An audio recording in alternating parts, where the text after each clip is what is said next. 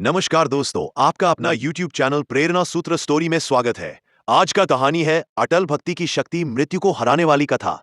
भगवान विष्णु की कथा है और ऐसा ही ज्ञान अपना पढ़ाना चाहते हैं तो चैनल को सब्सक्राइब कर वेल नोटिफिकेशन ऑन कर लीजिए। आपका एक लाइक और सब्सक्राइब से मुझे अगला स्टोरी लाने के लिए मोटिवेशन मिलता है। बहुत समय पहले भारतवर्ष के विंध्याचल पर्वत श्रृंखला के बीच स्थित एक गांव था। उसका नाम था मुकुंदपुर।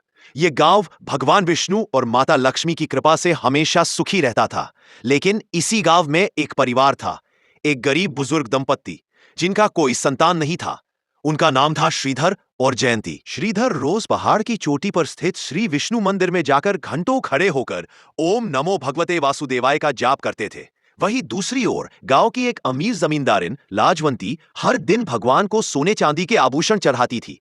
गांव वाले कहते, भगवान अमीरों की सुनते हैं, गरीबों की भक्ति भक्ति ही रह जाती है। लेकिन श्रीधर और जयंती का विश्वास अटल था। एक रात श्रीधर बिना थके जाप करते रहे। अचानक मंदिर में एक चक्र जैसी चमक उठी और भगवान विष्णु प्रकट हुए। भगवान बोले, हे श्रीधर, तुम्हें एक पुत्र प्राप्त होगा, परंतु उसकी आयु केवल 18 वर्ष होगी। जयंती यह सुनकर रो पड़ी, पर श्रीधर बोले, प्रभु, संतान मिलेगी यही बहुत है।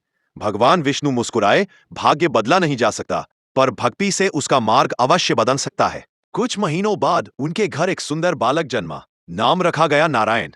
बच्चा अत्यंत तेजस्वी, शांत और विद्वान था। देवताओं जैसी आंखें और ओजस्वी चेहरा। गांव वाले भी कहते, ये तो कोई साधारण बालक नहीं है। वक्त बीता, नारायण बड़ा हुआ, शास्त्रों का ज्ञानी, सबका प्यारा। लेकिन जैसे जैसे वह 18 के करीब आया, श्रीधर और जयंती का हृदय भय से भरने लगा। उन्होंने नारायण को सत्य नहीं बताया। गांव में एक कन्या थी, सुमंगला, बहुत ही सुशील, कोमल और तत्वोपरी भक्त। हर सुबह तुलसी पूजा करती और शाम को संध्या दीप जलाती। दोनों परिवारों ने विवाह का निश्चय किया, पर एक रहस्य दबा रहा। नारायण की आयु बस कुछ महीनों की अतिथि थी। शादी वाले दिन एक चमत्कार हुआ। जब सुमंगला तुलसी माता को पानी दे रही थी, तभी तुलसी माता ने दिव्य रूप लेकर कहा, बेटी, तू सौभाग्यवती रहे, तेरा सुहाग अक्षत रहेगा। सुमंगला ने सिर झुका लिया, पर उसे पता नहीं था कि उसका पति कुछ महीनों में मरने वाला है। एक दिन उसने अपने सास ससुर को रोते देखा। बार बार पूछने पर श्रीधर ने बताया, बेटी, नारायण की आयु 18 वर्ष है, यमदूत उसे लेने आएंगे। सुमंगला स्तब्ध रह गई। उसने चीख कर कहा, मेरा वरदान झूठ कैसे हो सकता है?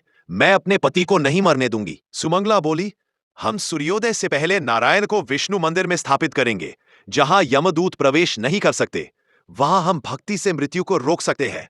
सब उसके साहस को दंग रह गए। 18वां वर्ष पूरा होने के एक दिन पहले स्वर्ग में चित्रगुप्त ने घोषणा की, नारायण की मृत्यु का समय आ गया है। यमराज अपने दूतों को आदेश देते हैं, लाओ उसे मेरे समक्ष। यमदूत पृथ्वी पर आते हैं, गांव खोजते हैं, पर नारायण मंदिर में था, जहां उनका प्रवेश वर्जित था। यमदूत बोले, यह मृत्यु का नियम तोड़ रहा है। नारायण और सुमंगला मंदिर के गर्भगृह में बैठकर विष्णु सहस्रनाम का जाप करने लगते हैं। यमदूत मंदिर के बाहर खड़े चिल्लाते हैं, नारायण बाहर आओ। लेकिन नारायण अड़िग था। सुमंगला कहती, हम भक्ति से भी मृत्यु को रोकेंगे। स्वर्ग में हलचल मच गई। यमदूत खाली लौट आए। यमराज स्वयं पृथ्वी पर आए, लेकिन मंदिर के दरवाजे तक पहुंचते ही उनका मार्ग रोकती है चमकदार दिव्य शक्ति का कवच। यमराज बोले, यह तो श्री विष्णु का बल है। मंदिर के अंदर प्रकाश फैल गया। भक्तजनों की आवाज सुनकर भगवान विष्णु स्वयं प्रकट हुए। भगवान ने कहा, यमराज, यह बच्चा भाग्य से अल्पायु था, पर उसकी पत्नी की भक्ति, उसके माता पिता की श्रद्धा और स्वयं की निष्कपट पूजा ने मृत्यु के नियम तक बदल दिए। भगवान विष्णु ने नारायण के सिर पर हाथ रखकर कहा, आज से तुम्हारी आयु 100 वर्ष होगी। तुम सुमंगला के साथ सुखपूर्वक जीवन व्यतीत करोगे। यह भक्ति की शक्ति है जो मृत्यु को भी रोक देती है। सुमंगला की आंखों से अश्रु बहने लगे। श्रीधर और जयंती प्रभु के चरण पकड़ लेते हैं। यमराज सम्मानपूर्वक लौट जाते हैं। मंदिर में शंख बज उठता है। गांव में खुशी की लहर दौड़ जाती है। सब कहते, भक्ति में इतनी शक्ति है कि भाग्य भी बदल जाए। नारायण और सुमंगला ने मिलकर मंदिर की सेवा जीवन भर की और मुकुंदपुर एक पवित्र तीर्थ बन गया। दोस्तों, आज की यह कहानी कैसी लगी? कमेंट करें, जरूर बताएं। और आप किस भगवान को मानते हैं, यह भी कमेंट में बताएं। कहानी अच्छी लगी है तो कहानी को लाइक, चैनल पर नए हैं तो सब्सक्राइब कर आप भी इस भक्ति का हिस्सा बन सकते हैं।